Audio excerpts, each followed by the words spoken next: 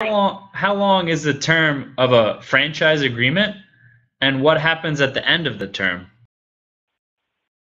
So a typical franchise agreement is 10 years for more on the retail side. On some service brands, they're 5 years.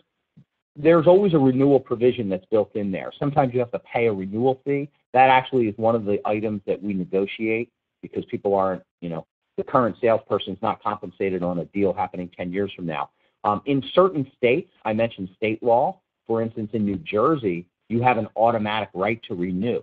So for the most part, if you're successful and your business is going well, you're going to be able to renew that franchise. And those clauses and what you need to do is going to be built right into the FDD and the franchise agreement. So it's a great question, but something we're going to approach because obviously, as we mentioned, this is a long-term thing. So hopefully that answers the question. There is an automatic right to renew in most franchise agreements.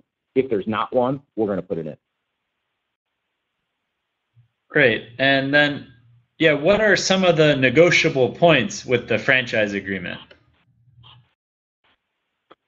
Well, it's going to vary from, system to system. I think things like that, when we talk about renewal fees, and if sometimes they're too high or the market's too high and how long they are, I think the other things that are going to be negotiable, sometimes territory is something that I think you can get with an emerging brand a little bit more. Some of the language around default, I think the escrow issue is an important one for the E2 visa.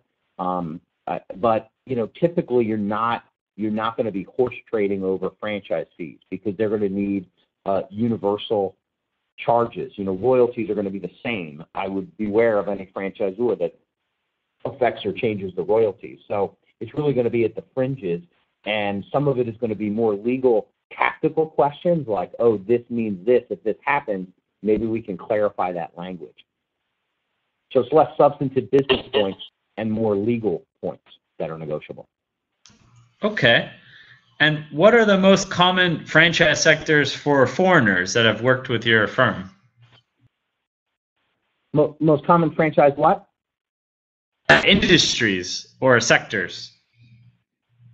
I think the participant meant in terms of like service-based or commercial cleaning or food related, or what do you see, I guess?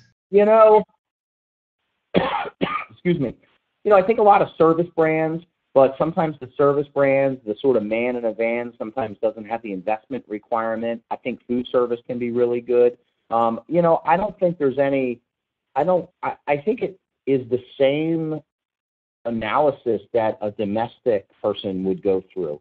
I think what's really conducive is that it's a match. There are thousands of franchise opportunities out there, probably a few hundred in Visa franchises inventory. I'm asked this question all the time, both from, foreign people coming in, what franchise should I buy, to my uncle, or I go to a family reunion or my college reunion. Oh, you're in franchising. What's the best one?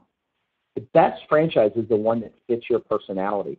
So you have to think as what have you done in your life? Are you good at sales? Are you good at operations? Are you a neat freak? Are you just, do you love getting out into the community? Recognize maybe you have that language barrier, and then try to fit the franchise around that.